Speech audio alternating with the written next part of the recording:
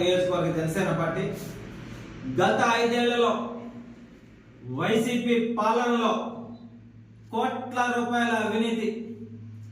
ఇదే సర్వేపల్లి నియోజకవర్గంలో వేల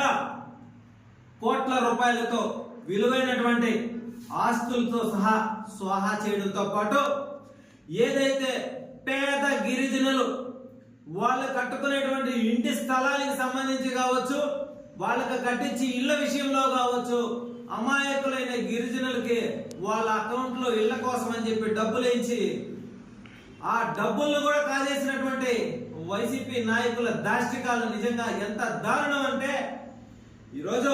నిన్నటి రోజు ఏదైతే హౌసింగ్ మినిస్టర్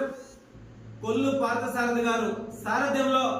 సర్వేపల్లి శాసనసభ్యులు సోమిరెడ్డి చంద్రమోహన్ రెడ్డి గారు ఈ సర్వేపల్లి నియోజకవర్గంలో గత 5 ఏళ్లలో జరిగినటువంటి పేదల ఇళ్లలో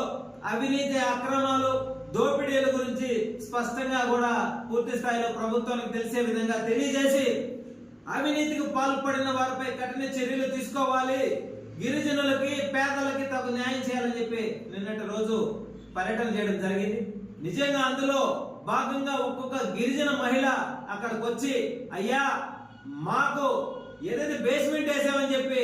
60,000 రూపాయల దాకా డబ్బులు మా అకౌంట్లో వేసారు, కానీ అక్కడ బేస్మెంట్ లేదు, మాకు స్థలం లేదు, మళ్ళీ మా దగ్గర నుంచి 60,000 రూపాయల డబ్బులు తీసుకున్నారయ్యా, మా పరిస్థితి ఏందయ్యా అని చెప్పాడా గోమని ఏడుస్తూ ఉంటే నిజంగా కడుపు రగిలిపోతున్నటువంటి పరిస్థితి. గతంలో కూడా మేము ఆనాడు 5 సంవత్సరాల పాటు వైసీపీ అధికారంలో ఉన్నప్పుడు ఇదే సర్వేపల్లి నియోజకవర్గంలో, ఇదే వెంకటాచలం మండలంలో కావచ్చు, పొదలకూరు మండలంలో కావచ్చు, తోటపల్లిగూడెం మండలంలో కావచ్చు, ఈ 5 మండలాల్లో కూడా జగనన్న లేఅవుట్లో కోట్ల రూపాయల అవినీతి జరుగుతుంది. అర్హులైనటువంటి పేద గిరిజనులకి ఇళ్ల స్థలాల విషయంలో అవినీతి జరుగుతా ఉంది. వాళ్ళకి కనీసం ఇల్లు కట్టించేటువంటి పరిస్థితి కూడా లేదు అని చెప్పి మేము ఆనాడు గల వినిపించాం. స్థానికంగా ఉన్నటువంటి వాళ్ళ పార్టీ కార్యకర్తలకు ఒక్కొక్కరికి 2 ఇళ్ళు 3 ఇళ్ళు లెక్కన ఇళ్ల స్థలాలు కేటాయించి వాళ్ళు ఇల్లు కట్టుకునే విధంగా ప్రయత్నాలు చేశారు తప్ప అర్హులైన పేదలకి ఎక్కడా కూడా సొంత ఇంటి కళ